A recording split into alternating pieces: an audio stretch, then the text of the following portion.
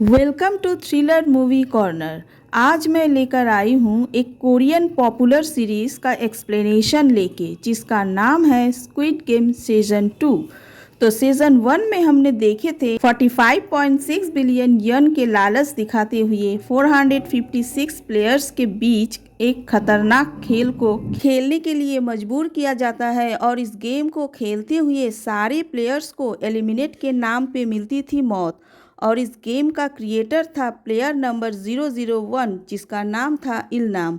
और अंत में इस गेम को जीतता है गिहान, जो था प्लेयर्स नंबर 456। और इस गेम को खेल के गिहान 45.6 बिलियन यॉन का मालिक बन चुका था, और उसी में से कुछ पैसे सांगू के माँ को दिया, और पैसे के साथ सैबियोक के भाई को भी सांगू के माँ के पास छोड़ देता है, ताकि दोनों एक दूसरे का सहारा बन सके। सांगू और सैबियोक भी इस गेम के हिस्सा थे।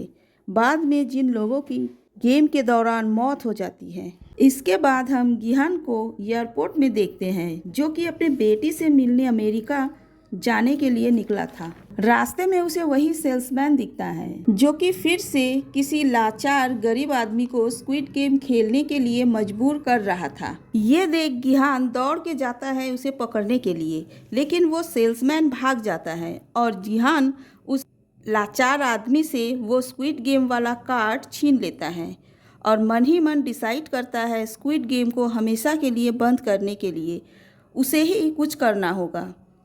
तो अपनी बेटी से मिलने का मन बदल के गिहान वापस लौटता है।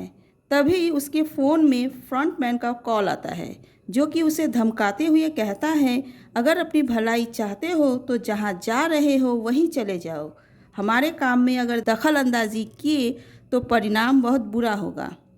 गिहान को शक होता है कि कहीं ना कहीं से फ्रंटमैन उसके ऊपर नज़र रखे हुए हैं।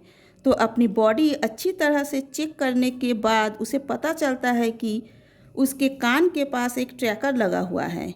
तो तुरंत उस ट्रैकर को वो निकाल के फेंक देता है। अदर साइड हम उसी पुलिसमैन को देखते हैं, जिसका नाम है जुनहो, जो कि फ्रंटमैन के बार के वजह से समुंदर में गिर गया था। तो कोई फिशरमैन जुनहो को जख्मी हालत में किसी आइलैंड से बचा के हॉस्पिटल लेके आया था, और वो कोमा में चला गया था। फिर 2 साल के बाद का सीन दिखाया जाता है, जहां हम देखते हैं जुनहो अपना क्राइम ब्रांच वाला नौकरी छोड़ के ट्रैफिक पुलिस की नौकरी ज्वाइन किया है। दरअसल जुनहो हॉस्पिटल से रिकवर होके आने के बाद पुलिस डिपार्टमेंट में अपने साथ हुए हादसे और स्क्विड गेम के बारे में बताया था, लेकिन कुछ भी सबूत ना होने की वजह से पुलिस जुनहो की बातों को इग्नोर कर देते हैं। तभी जुनहो स्क्विड गेम का पता लगाने के लिए ट्रैफिक पुलिस ज्वाइन किया था, क्योंकि उसे पहले से ही पता था कि सिलेक्टेड प्लेयर्स को बाई कार रोड थ्रू ले जाया जाता था। तो वो ऐसा ही किसी कार को ट्रेस करके उस जगह का पता लगा सके। इतना सब कुछ होने के बाद भी जुनहो अपने भाई इन्हो, जो कि स्क्विड गेम का फ्रंटमैन था, उसके बारे में पुलिस को कुछ भी नहीं बताता है। अदर साइड हम देखते हैं गिहान को, जो कि एक एजेंसी को हायर किया था उस सेल्समैन को पकड़ने के लिए। इधर जुनहो को भी देखते हैं अपने तरीके से कोशिश करते हुए उस आइलैंड को ढूंढने में। तो एक दिन देखते हैं स्टेशन पे ट्रेन पकड़ने के लिए एजेंसी का लीडर और उसके असिस्टेंट को। अचानक उन लोगों की नज़र सामने वाली प्लेटफॉर्म में उसी सेल्समैन की तरफ जाती है, जो कि पहले जैसा ही प्लेयर्स ढूंढने में बिजी था। तभी गिहान को कॉल करके उसी सेल्समैन के बारे में बताता है। एजेंसी का लीडर एंड उसका असिस्टेंट दोनों उसी सेल्समैन का पीछा करने लगते हैं, और गिहान भी उसे पकड़ने के लिए निकल पड़ता है। फिर सेल्समैन को दिखाया जाता है, जो कि हाथ में कुछ ब्रेड और कुछ स्क्रैच कार्ड लेके होमलेस पोर पर्सन्स के पास जाके दोनों में से किसी एक को चूज़ करने के लिए कहते हैं। ज़्यादातर पर्सन कार्ड को चूज़ करने की वजह से सेल्समैन गुस्से में आके सारे ब्रेड को ज़मीन पे गिरा के पैर से कुचलने लगते हैं। फिर गिहान को दिखाया जाता है, जो कि सेल्समैन का पीछा करते हुए अपना स्पीड लिमिट क्रॉस करने की वजह से ट्रैफिक पुलिस उसके ऊपर एक हेवी रकम फ़ाइन करता है। लेकिन गिहान बिना कुछ आर्गू किए ट्रैफिक पुलिस को फ़ाइन दे के आगे बढ़ जाते हैं। तो वो ट्रैफिक पुलिस जूनहो को जब ये सारी बातें बताता है तो जूनहो को थोड़ा खटकता है कि वो कौन है जो इतनी बड़ी रकम बिना आर्गू किए दे के चला गया। तो वो गिहान का गाड़ी के नंबर से गिहान की हिस्ट्री ढूंढ के निकालता है और जूनहो को पता चलता है कि ये वही स्क्विड गेम वाला प्लेयर्स है। इधर वो एजेंसी का लीडर और उसका असिस्टेंट दोनों सेल्समैन का पीछा करते हुए पकड़ा जाते हैं और सेल्समैन के हाथों पीटता है और सेल्समैन उन दोनों को बंदी बना लेते हैं। फिर हम देखते हैं गिहान लोकेशन मुताबिक उस जगह पहुंच के उन दोनों को ना पाके इधर उधर देखते हुए उसे कुछ अजीब महसूस होता है। तभी हम एज ए व्यूअर्स देखते हैं कि वही सेल्समैन छत के ऊपर से गिहान को देख रहा है। फिर देखते हैं किसी कमरे में उसी सेल्समैन को जो कि उसी एजेंसी का लीडर और उसके असिस्टेंट को बंदी बना के उन लोगों के साथ रॉक पेपर सीजर वाला गेम खेलते हुए एजेंसी के बॉस को मार देता है। इधर जूनहो को देखते हैं जो कि गिहान का लाइसेंस से उसका एड्रेस निकाल के उस होटल में पहुंच जाता है और गिहान को देखते हैं लोकेशन मुताबिक उस एड्रेस पे जाके एजेंसी का लीडर और उसके असिस्टेंट को ना पाकर वापस अपने होटल पहुंच जाता है। देखते हैं वहां पहले से ही वो सेल्समैन पहुंच चुका था। गिहान उस सेल्समैन से स्क्विड गेम और फ्रंटमैन के बारे में कुछ सवाल पूछना चाहते थे, लेकिन सेल्समैन कहता है तुम्हें जो भी सवाल पूछना है पूछ सकते हो, लेकिन मेरे साथ एक गेम खेलने के बाद। गेम का नाम था रसियन राउलेट। फिर दोनों गेम खेलने लगते हैं और इसी दौरान अपने ही हाथों वो सेल्समैन मारे जाते हैं और तभी जूनहो भी वहाँ आ जाता है और वो गिहान को अपराधी समझ के पकड़ लेता है। तभी उस एजेंसी का असिस्टेंट जूनहो के ऊपर हमला करके उसे बेहोश कर देते हैं और फिर गिहान को उसके बॉस के साथ हुए हादसे के बारे में कहता है। जूनहो होश में आने के बाद उसे लगा कि गिहान स्क्विड गेम का मेंबर है और वो उससे पहले भी मिला था, लेकिन गिहान कहता है कि वो फ्रंटमैन को मारना चाहता है इस गेम को बंद करने के लिए और वो लोग अपना एक टीम बनाता है और सेल्समैन की तलाशी लेते समय गिहान को एक कार्ड मिलता है जिसमें लिखा हुआ था 31 अक्टूबर HDF क्लब। इसके बाद गिहान जाता है सांगू के माँ के पास, छुप के देखता है सांगू के माँ और सैबियोक के भाई को। वो दोनों बहुत खुश दिख रहे थे। फिर दिखाता है गिहान एक ब्रोकर के पास जाता है सैबियोक के माँ को ढूंढने के लिए और सांगू के माँ का पता उसे देते हुए कहता है कि अगर कभी भी सैबियोक के माँ आपको मिल गया तो इसी एड्रेस पे पहुंचा दे। ये बोल गिहान बाहर जाते ही उसी ब्रोकर के पास नोउल नाम की एक लड़की आती है।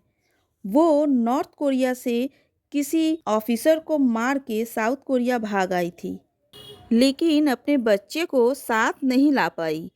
तो अपने बच्चे को नॉर्थ कोरिया से साउथ कोरिया लाने के लिए ब्रोकर को पैसे देता है, लेकिन ब्रोकर कहता है कि तुमने अपने बड़े ऑफिसर को मार के यहाँ आई हो तो तुम पे देशद्रोहिता का चार्ज लगा हुआ है, तो इसी वजह से मैं तुम्हारा कुछ हेल्प नहीं कर पाऊँगा।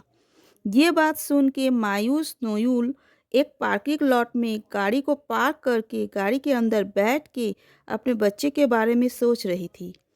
तभी कोई आके नोउल को एक स्क्विड गेम वाला कार्ड देता है और वो उस कार्ड को गौर से देखती रहती है और नेक्स्ट डे अपना जॉब छोड़ के स्क्विड गेम ज्वाइन करने के लिए जाती है। इधर गिहान को देखते हैं जो कि अपने तरीके से तैयारी में लगा हुआ था।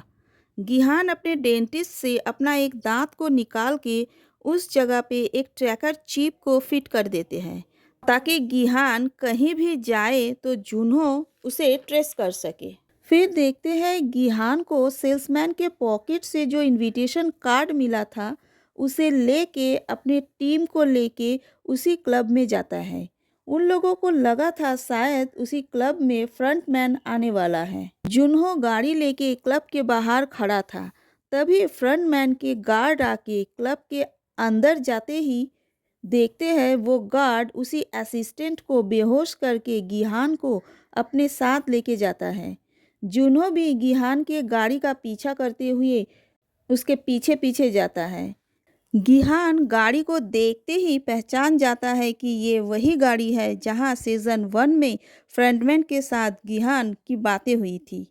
गाड़ी में देखते हैं फ्रंटमैन की जगह एक स्पीकर लगा हुआ है और उसी स्पीकर से फ्रंटमैन गिहान से बातें करते हुए कह रहा था कि गिहान को ये सब मामले में नहीं पड़ना था, उसे अपनी बेटी के पास चले जाना था। तभी एक गार्ड को देखते हैं जो कि जूनहो के कार का एक्सीडेंट करवा देते हैं ताकि जूनहो गिहान का पीछा ना कर पाए। तभी गाड़ी में बैठे हुए गिहान फिर से स्क्विड गेम ज्वाइन करने के लिए रिक्वेस्ट करता है क्योंकि उसे समझ में आ गया था कि इस गेम को बंद करने के लिए गेम को फिर से खेलना पड़ेगा। इस बात से फ्रंटमैन बहुत खुश हो जाता है और गिहान को परमिशन दे देते हैं क्योंकि जो अभी तक इस गेम को बंद करना चाहता था वही फिर से इस गेम को खेलने से मज़ा और भी ज़्यादा आएगा। तभी गाड़ी में धुआं भर जाता है और गिहान बेहोश हो जाता है। उसकी नींद खुलती है तो वो खुद को एक डॉर्मिटरी में पाता है जहां उसी के तरह बहुत सारे प्लेयर्स थे। नोल को भी स्क्विड गेम वाला जगह में हम देखते हैं, लेकिन नोल यहाँ पर प्लेयर नहीं एज ए गार्ड ज्वाइन किया था। दरअसल डाकची गेम को खेल के स्क्विड गेम में एंट्री मिलता था। तो डाकची गेम खेलने वाला जो दो कार्ड था उसके कलर थे रेड और ब्लू। आई थिंक जो रेड कलर चूज़ करता था उसे as a guard and blue colour choose करने वाले को एज ए प्लेयर इस गेम में एंट्री मिलता था। तो नोल शायद रेड कार्ड को चूज़ की थी, इसीलिए वो as a guard squid game को ज्वाइन किया था। तो गिहान को देखते हैं वो डॉर्मिटरी को अच्छी तरह से देख रहा था। वहाँ का सेटअप पहले जैसा ही था। थोड़ी देर में गार्ड डॉर्मिटरी रूम के अंदर आते हैं। तभी उस गार्ड को देख के सारे प्लेयर्स एक जगह इकट्ठा होने लगते हैं और सवाल पे सवाल करने लगते हैं, जैसे कि उन लोगों को बेहोश करके क्यों लाया गया, उन लोगों का ड्रेस कहाँ है, उन लोगों का सामान कहाँ रखा हुआ है, वगैरह वगैरह। फिर गेम को ना खेलने का मन जताते हैं और सारे प्लेयर्स वापस लौटना चाहते थे। तभी गार्ड्स एक बड़े से स्क्रीन पे सारे प्लेयर्स का डिटेल दिखाते हुए बोलता है, तुम लोग अपने मर्जी से इस गेम को खेलने के लिए आए हो। अगर नहीं खेलना चाहते हो तो वापस जा सकते हो, लेकिन एक बार सोच के देख लो वापस लौट के करना क्या है। वही गंदी नाली के कीड़े बन के रहना पड़ेगा। गेम को खेल के जीत के पैसों से अपना जिंदगी सुधारना चाहते हो तो फैसला तुम लोगों के हाथ में है। गार्ड ये भी कहता है कि टोटल 6 राउंड गेम को यहाँ खेला जाएगा। हर गेम के खेलने के बाद एक वोल्ट को दिखाते हुए कहता है कि ये वोल्ट में रुपए भरना शुरू हो जाएगा। एक दो गेम को खेलने के बाद अगर आप लोग वापस जाना चाहते हो तो वॉल्ट का प्राइज मनी सारे प्लेयर्स में डिस्ट्रीब्यूट कर दिया जाएगा। तभी पीछे खड़ा हुआ गिहान जो कि अब तक सारे बातें सुन रहा था वो बोल पड़ता है कि अगर फर्स्ट राउंड गेम खेलने के बाद हम गेम को क्विट करना चाहते हैं क्या हम वापस जा सकते हैं। जवाब में गार्ड्स कहता है मेजॉरिटी वोट के ऊपर फैसला डिपेंड करता है। ज़्यादातर प्लेयर्स अगर वापस जाना चाहते हैं तो प्राइज मनी के साथ वो वापस जा सकते हैं। अगर ज़्यादातर गेम को कंटिन्यू करना चाहते हो तो सबको गेम खेलना पड़ेगा। कैमरे के पीछे से फ्रंटमैन इन सब के ऊपर नज़र रखे हुए है देखते हैं। तभी यंगसिक नाम का एक प्लेयर अपनी माँ को उस जगह एज ए प्लेयर देख के झटका खाता है और उन दोनों में बहस शुरू हो जाता है। लेकिन अब कुछ भी नहीं हो सकता। गेम में पार्टिसिपेट किया है तो गेम को खेलना ही पड़ेगा। इसके बाद गार्ड सारे प्लेयर्स को एक एग्रीमेंट पेपर में साइन करवा के गेम को ज्वाइन करने के लिए कहता है। यहाँ पे हम एक और प्लेयर को देखते हैं जिसका नाम है मियोंग जी। वो एक यूट्यूबर है। अपने यूट्यूब चैनल में अपने सब्सक्राइबर को MG कॉइन में इन्वेस्ट करने के लिए कहा था और मियोंग जी के सजेस्ट के मुताबिक बहुतों ने MG कॉइन में इन्वेस्ट किया था, लेकिन इसमें प्रॉफिट के बदले सारे इन्वेस्ट किए हुए पैसे लॉस हो जाता है। मियोंजी का खुद का भी बहुत सारे पैसे लॉस हो गया था, तो इसी वजह से ही वो स्क्विड गेम ज्वाइन किया था। लेकिन वो देखता है कि उसका दो सब्सक्राइबर जिन्होंने एमजी कॉइन में इन्वेस्ट करके हार गया था, वो लोग भी स्क्विड गेम को ज्वाइन किया है और वो लोग मियोंजी को यहाँ पर देख के उसको मारने लगते हैं। देखते हैं गिहान को अपना एक क्लोज फ्रेंड मिलता है जो कि स्क्विड गेम ज्वाइन किया था। तो गिहान अपने उस फ्रेंड को भी सावधान करते हुए कहता है कि तुम्हें क्या ज़रूरत थी इस गेम में आने का। जवाब में वो कहता है कि उसे भी बहुत सारा लोन चुकाना है। सीन जुन्हो पे शिफ्ट होता है। जुन्हो गिहान के दांत में लगा हुआ ट्रैकर को ट्रेस करके एक आइलैंड में पहुंचता है और देखता है गिहान के दांत में लगा वो ट्रैकर एक बॉक्स में रखा हुआ है। दरअसल जानबूझ के वो ट्रैकर वहाँ पे रखा हुआ था जूनो को गुमराह करने के लिए। फिर स्क्विड गेम का एक प्लेग्राउंड दिखाया जाता है जहाँ पे स्क्विड गेम का फर्स्ट राउंड खेला जाने वाला है। तो सारे प्लेयर्स को वहाँ लाया जाता है और वो गेट बंद हो जाता है। पहले जैसा ही शुरू होता है रेड लाइट ग्रीन लाइट वाला गेम। इस दौरान गिहान अपना दांत निकाल के देखता है तो शॉक में आ जाता है क्योंकि उसके दांत में उस ट्रैकर को निकाल लिया गया था। गिहान सैड हो जाता है क्योंकि जुन्हो अब उसे ट्रेस नहीं कर पाएगा और गिहान अब वहाँ पे फंस चुका था। इस गेम को खेलने के अलावा कोई चारा नहीं था। तभी सारी प्लेयर्स को इस गेम के बारे में बताता है और कहता है कि वो बड़ी वाली डॉल के आँख में एक मोशन डिटेक्टर लगा हुआ है। रेड लाइट बोलने के बाद अगर कोई इतना सा भी हिला तो वो मारा जाएगा। लेकिन सारे प्लेयर्स उसे बेवड़ा समझ के मजाक करने लगते हैं। कोई भी उसका विश्वास नहीं कर रहा था। फिर भी गिहान उन सारे प्लेयर्स को कहता है कि जब मैं अलर्ट करूं सबको रुक जाना होगा। गेम शुरू होता है पहले जैसा ही। प्लेयर्स को 5 मिनट का टाइम दिया जाता है। ग्रीन लाइट कहने पर आगे बढ़ना है और रेड लाइट बोलने पर रुक जाना है और इसी 5 मिनट के अंदर फिनिशिंग लाइन को क्रॉस करना है। गिहान के इंस्ट्रक्शन अकॉर्डिंग सारे प्लेयर्स बहुत अच्छा खेल रहा था। लेकिन मुसीबत तो तब शुरू होती है जब एक फीमेल प्लेयर्स के गर्दन में एक मक्खी बैठती है और वो मक्खी के डर के वजह से रेड लाइट कमेंट में मूव करने लगती है और उस लड़की को मार दिया जाता है। वो मक्खी फिर से दूसरी एक औरत पे जाके बैठती है और वो भी चिल्लाने लगती है और उसे भी मार दिया जाता है। ये देख सारे प्लेयर्स के बीच हंगामा मच जाती है और कोई कोई तो भागना शुरू करता है और बहुत सारे प्लेयर्स मारे जाते हैं। एक छोटी सी नादानी की वजह से कितने प्लेयर्स को अपनी जान से हाथ धोना पड़ा था। सिर्फ वही प्लेयर्स जिंदा थे जो गिहान के इंस्ट्रक्शन मुताबिक एक ही जगह रुके थे। अब सबको गिहान के ऊपर भरोसा हो गया था कि वो जो कह रहा था सच था। फिर गिहान को फॉलो करते हुए बाकी प्लेयर्स गेम को पूरा करता है। उनमें से भी बहुत से प्लेयर्स अपनी गलती के वजह से मारे गए थे। फिनिशिंग लाइन के सामने आके एक इंजर्ड प्लेयर गिर जाता है, लेकिन गिहान और हिंजू मिलके उस प्लेयर को फिनिशिंग लाइन क्रॉस करने में मदद करता है। वो इंजर्ड प्लेयर को मार दिया जाता है। थोड़ी ही देर में प्लेयर्स को डॉर्मिटरी में लाया जाता है और गार्ड्स आके उन लोगों को फर्स्ट राउंड गेम को जीतने का बधाई देते हुए प्राइज मनी का वॉल्ट दिखाते हैं। बचे हुए 365 प्लेयर्स फर्स्ट राउंड को खेलते हुए इतना ज़्यादा डर गए थे कि वो लोग अपना घर जाना चाहता था।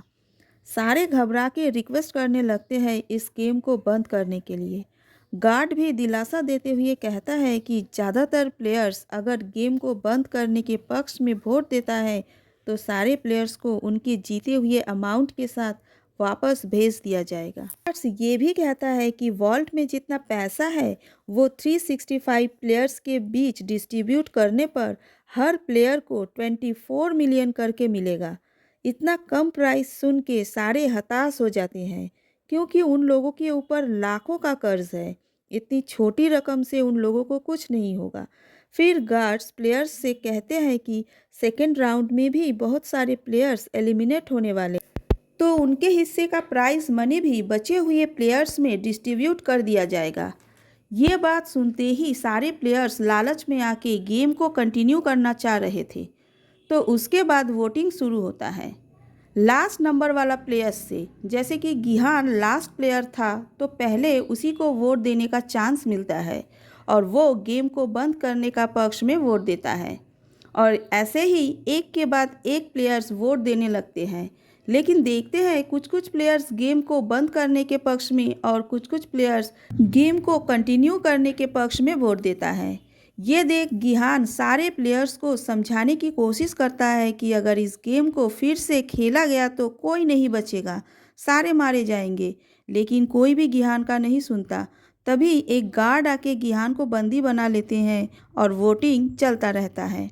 अंत में गेम को खेलने की और ना खेलने के पक्ष में इक्वल वोट आता है। तभी वहाँ हम सीज़न 1 के फ्रंटमैन को देखते हैं जो कि प्लेयर नंबर 001 था।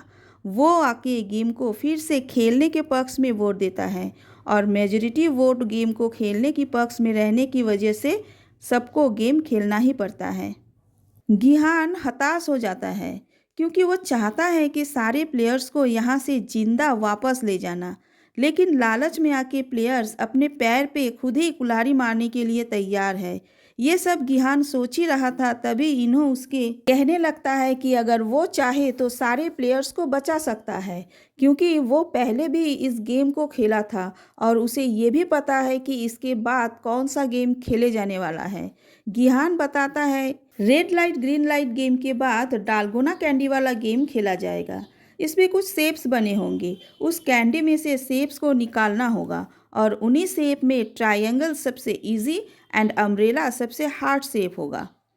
फिर इन्हों गिहान को पूछता है कि वो पहले भी खेल के इस गेम को जीत चुका था, उसके पास ऑलरेडी ढेर सारे दौलत है, लेकिन वो क्यों फिर से इस गेम को ज्वाइन किया है।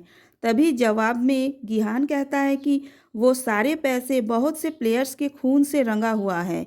वो उस पैसे को खुद के ज़रूरत के लिए कभी भी हाथ नहीं लगाएगा और उसका फिर से इस गेम में ज्वाइन करने की मकसद है कि इस गेम को हमेशा के लिए बंद करना और इस गेम में खेलने वाले प्लेयर्स की जान बचाना।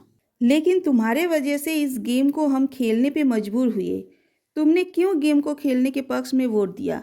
जवाब में इन्हों कहता है कि ज़रा सोचो, गेम को छोड़ के वापस अपने ज़िंदगी में लौटने के बाद इन लोगों का क्या होता। वही गरीबी और कर्ज में डूबे हुए ज़िंदगी को कब तक झेलता। उससे अच्छा तो ये है कि गेम को खेल के जीत के पैसे के साथ वो लोग वापस जा सके। इसीलिए खेल के पक्ष में वोट देना पड़ा। फिर रात में गिहान को बैठा हुआ देख इन्हों फिर से गिहान के पास आता है और अपना लाइफ स्टोरी सुनाते हुए कहता है कि उसकी बीवी बहुत ज़्यादा बीमार है, उसके ऑपरेशन के लिए ढेर सारे रुपए की ज़रूरत है और इसीलिए वो इस गेम को खेलने आया है। गिहान इन्हों की स्टोरी सुन के इमोशनल हो जाता है और इसी कमज़ोरी का फ़ायदा उठाते हुए इन्हों गिहान के और भी ज़्यादा क्लोज हो जाता है। सीन शिफ्ट होता है एक ऑपरेशन रूम में जहां हम देखते हैं सीज़न 1 के जैसा ही सीज़न 2 में भी मरे हुए प्लेयर्स के ऑर्गन माफिया को। लेकिन वो लोग इस बार मरे हुए प्लेयर्स में से सिर्फ एक ही प्लेयर्स के ऑर्गन निकाल पाए थे और इसमें वो लोग बहुत शॉक हो जाता है क्योंकि ज़्यादातर प्लेयर्स को हेडशॉट करके मारा गया था। तो इसी वजह से ऑर्गन बहुत जल्दी खराब हो गया था। इस बात को गार्ड सीनियर मार्क्स ऑफिसर को बताता है जो कि प्रेजेंट फ्रंटमैन था और उसे पता चलता है कि सारे हेडशॉट नोल नाम के गार्ड ने मारा था। तभी प्रेजेंट फ्रंटमैन नोल को बुला के और उसको पास्ट बताते हुए कहता है कि तुमने अपना ऑफिसर को मार के नॉर्थ कोरिया से साउथ कोरिया भाग के आई थी बिना किसी के मदद से, तो मैंने तुम पे तरस खा के ये जॉब तुम्हें दिए थे और इस जॉब को ईमानदारी से करने की कोशिश करना। जवाब में नोल भी कहती है वो अपना जॉब ईमानदारी से ही कर रही है। उसे दुनिया के सारे यूजलेस पर्सन को मारने का जॉब मिला था तो वो वही कर रही है। फिर वो मार्क्समैन कहता है कि वो लोग तो मरने ही वाले हैं, तो अगर उनका ऑर्गन किसी जिंदा आदमी का काम आए तो इसमें गलती क्या है। तो मेरा ऑर्डर है कि तुम अब किसी प्लेयर्स को भी हेडशॉट से नहीं मारोगी, याद रहे।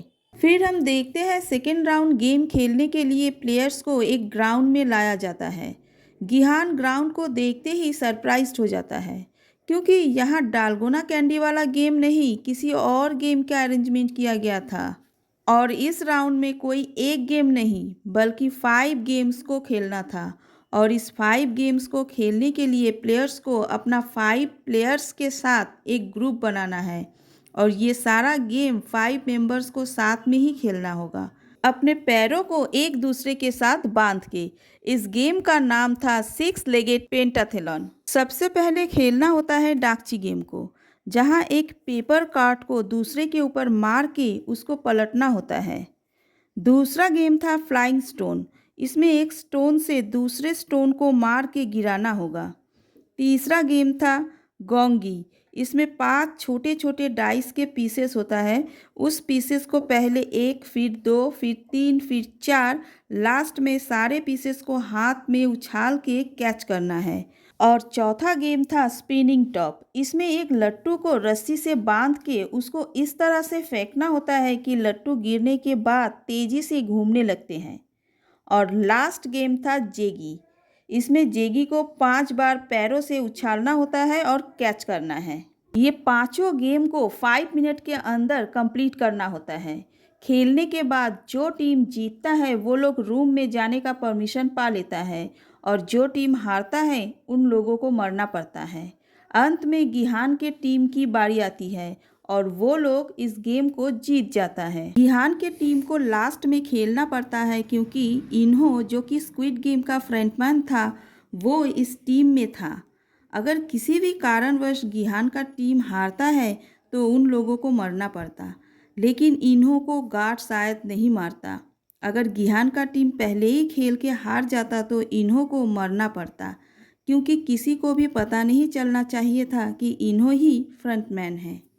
खेल खत्म होने के बाद कुछ गार्ड को देखते हैं नोल के ऊपर हमला करते हुए, क्योंकि नोल मार्क्समैन के समझाने के बाद भी प्लेयर्स को हेडशॉट करके मार रही थी। फिर देखते हैं गार्ड्स प्लेयर्स के पास आके प्लेयर्स को जीत के पैसों को दिखाता है और फिर से वोटिंग शुरू होता है। गिहान अपने टीम मेंबर्स को समझाता है कि वो लोग गेम बंद करने के पक्ष में ही वोट देंगे, लेकिन देखते हैं गिहान का क्लोज फ्रेंड खेलने के पक्ष में ही वोट देता है और यंग सिक को उसके माँ समझाती है कि हम दोनों के पैसों से तुम अपना कर्ज चुका पाओगे, हमें अब वापस जाना चाहिए। लेकिन यंग सिक मन ही मन सोचता है कि दोनों को पैसे से भी कुछ नहीं होगा, तो वो भी गेम के पक्ष में ही वोट देता है। लेकिन देखते हैं ज़्यादातर गेम को खेलने के पक्ष में ही वोट देता है, तो गेम को फिर से खेलना ही होगा। यही सोच के सारे सोने चले जाते हैं। इधर जूनो अपने 2 टीम बना के समुंदर के बीच से उसी आइलैंड को ढूंढने के लिए निकलता है। नेक्स्ट डे सुबह प्लेयर्स को एक रूम में लाया जाता है जहां सर्किल जैसा एक प्लेटफॉर्म बना हुआ था। उस प्लेटफॉर्म में सारे प्लेयर्स को खड़ा होने को कहता है और अनाउंस में जो नंबर कहा जाएगा उसी नंबर का प्लेयर्स लेके अपना टीम बना के एक चेम्बर में छुपना होगा। इस गेम का नाम था मिंगल गेम। अगर अनाउंस किए गए नंबर से ज़्यादा या कम प्लेयर्स छुपे तो उन सबको मार दिया जाएगा। थोड़ी देर में सर्किल वाला प्लेटफॉर्म घूमना शुरू करता है। पहले कहा जाता है नंबर 10 और साथ ही साथ 30 सेकेंड का टाइमर शुरू हो जाता है और इस टाइम के अंदर हर कोई अपना 10 मेंबर्स को लेके एक चेम्बर में छुप जाता है। 30 सेकेंड बाद जो प्लेयर्स बाहर थे उन लोगों को मार दिया जाता है। इसी तरह 4 फिर 3 अनाउंस होने लगते हैं। 3 अनाउंस होते ही देखते हैं यंगसिक को 2 प्लेयर्स आके ज़बरदस्ती पकड़ के लेके जाता है और उसकी माँ उसे जाता हुआ देखती है। तभी गिहान आके यंगसिक के माँ को लेके एक चेम्बर में जाता है और उन लोगों की जान बच जाती है। लास्ट में 2 नंबर कहा जाता है तो प्लेयर्स भाग के अपना पार्टनर लेके चेम्बर में छुपता है, लेकिन देखता है इन्हो और गिहान का क्लोज फ्रेंड के साथ एक और प्लेयर्स चेम्बर में आ जाता है। तभी इन्हो उस प्लेयर्स को बड़ी ही बेरहमी से मार देता है। इस गेम के बाद सिर्फ 100 प्लेयर्स जिंदा थे, तो जिंदा प्लेयर्स में फिर से वोटिंग होता है, लेकिन देखते हैं इस बार वोट टाई हो जाता है। मतलब दोनों ही तरफ एक ही समान प्लेयर्स वोट दिए थे। तभी गार्ड उन प्लेयर्स को सुबह तक सोचने का टाइम देता है कि वो लोग गेम को खेलना चाहते हैं कि वापस अपना घर लौटना चाहते हैं। इधर ढूंढते ढूंढते जूनहो को किसी आइलैंड में एक दरवाज़ा दिखाई देता है। तो एक सोल्जर को उस दरवाजे को खोलने की कोशिश करने पर वो दरवाज़ा ब्लास्ट हो जाता है और वो सोल्जर मारे जाते हैं। उसी सोल्जर का बॉडी शिप में लेके आते हैं। तभी वो फिशरमैन जिसने जुन्हो को बचाया था वो वापस लौटने के लिए कहता है, लेकिन जुन्हो नहीं मानता। इधर दिखाया जाता है प्लेयर्स को खाना दिया गया है, लेकिन इस बार खाने के साथ फोक भी दिया गया था। फोक को देख के गिहान समझ जाता है कि आज तो कुछ बुरा होने वाला है। उधर देखते हैं थैनोस अपना एक दोस्त के साथ मिल के म्योंगजी को तंग करने लगता है और दोनों में हाथापाई शुरू हो जाता है। और एक टाइम पे हम देखते हैं म्योंगजी खुद को थैनोस के चंगुल से बचाने के लिए एक फोक से थैनोस को जख्मी कर देते हैं। ये देख गेम के पक्ष और विपक्ष के प्लेयर्स के बीच लड़ाई शुरू हो जाता है और बहुत सारे प्लेयर्स जख्मी और कुछ प्लेयर्स मारे जाते हैं। तभी डॉर्मिटरी में बैठे हुए प्लेयर्स देखता है कि काउंटडाउन वाले घड़ी में अचानक से ही प्लेयर्स के नंबर कम होते जा रहे हैं। तभी बचे हुए प्लेयर्स अंदर आ जाते हैं और सारी कहानी सबको समझ में आती है। फिर शिप में हम वो फिशरमैन को देखते हैं, सीक्रेटली कुछ कर रहा था। एक सोल्जर उसे देख लेता है तो वो फिशरमैन उस सोल्जर को मार देता है। दरअसल ये जो फिशरमैन है ये फ्रंटमैन का ही आदमी है और फ्रंटमैन के कहने पर ही जुन्हो को बचाया था। इधर देखते हैं गेम खेलने के पक्ष में 48 और गेम को बंद करने के पक्ष में 47 प्लेयर्स बचे हुए थे। तभी मार्क्समैन गार्ड को लाइट ऑफ करने के लिए कहता है। उधर गिहान भी एक प्लान बनाता है। जब प्लेयर्स के बीच लड़ाई शुरू होगा तो उसी के आड़ में गार्ड से वो लोग हथियार छीन लेंगे और अपने टीम के सेफ्टी के लिए सबको पलंग के नीचे छुप जाने के लिए कहता है। लाइट ऑफ होने के बाद प्लेयर्स के बीच हंगामा मच जाता है और थोड़ी देर बाद गार्ड्स वहां आते हैं मरे हुए प्लेयर्स को स्कैन करने के लिए। तभी गिहान और उसके टीम भी वहां मरने की नाटक करके गिरा हुआ था। जब वो गार्ड गिहान को स्कैन करने लगा तभी गिहान उस गार्ड के ऊपर झपट पड़ता है और उसके हथियार छीन लेता है। गार्ड्स और प्लेयर्स के बीच लड़ाई शुरू हो जाता है। बहुत सारे गार्ड्स मारे जाते हैं और मार्क्समैन बाकी गार्ड्स को वापस बुला लेते हैं, लेकिन एक गार्ड गिहान के हाथों पकड़ा जाता है। उस गार्ड को लेके गिहान कंट्रोल रूम की तरफ बढ़ता है।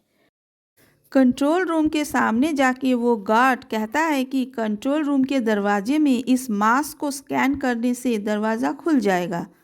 तभी वहाँ कुछ गार्ड आ जाते हैं। गिहान इन्हों को वही रोक के खुद कंट्रोल रूम के अंदर जाते हैं। गार्ड के साथ गिहान लड़ने लगता है। इधर देखते हैं इन्हों को और हथियार की ज़रूरत होती है। तभी युनजी अंदर जाते हैं हथियार लाने के लिए, लेकिन वो वही फंस जाता है। फिर इन्हों गिहान के पास जाता है। तभी गिहान इन्हों को कंट्रोल रूम के पीछे से हमले करने के लिए कहते हैं। खुद कंट्रोल रूम की तरफ बढ़ जाता है। अब हमें इन्हों की असली वाला रूप दिखाई देता है, जहां वो एक प्लेयर्स को मार के उसके सामने वॉकी टॉकी पकड़ता है और उसके मुंह से दर्द भरी आवाज़ सुन के गिहान को लगा इन्हों शायद पकड़ा गया है और मारे गए हैं और गिहान सैड हो जाता है। फिर देखते हैं गार्ड्स चारों तरफ से प्लेयर्स को घेर चुके थे और प्लेयर्स को मारने लगते हैं। हालात नाजुक देख के गिहान भी सरेंडर करते हैं। तभी इन्हों फ्रंटमैन के कॉस्ट्यूम में गिहान के सामने आता है और कहता है कि हीरो बन के मज़ा आया। इतना कह के जंग बे जो कि गिहान का दोस्त था उसे मार देते हैं। इसमें गिहान गुस्से से फ्रंटमैन की तरफ बढ़ता है और गार्ड आके गिहान को दबोच लेता है और यहीं पे स्क्विड गेम सीज़न 2 ख़त्म होता है। एक्सप्लेनेशन अगर अच्छी लगी तो प्लीज़ लाइक करना, सब्सक्राइब करना और अपने सारे फ्रेंड के साथ शेयर करना। Thanks for watching, bye.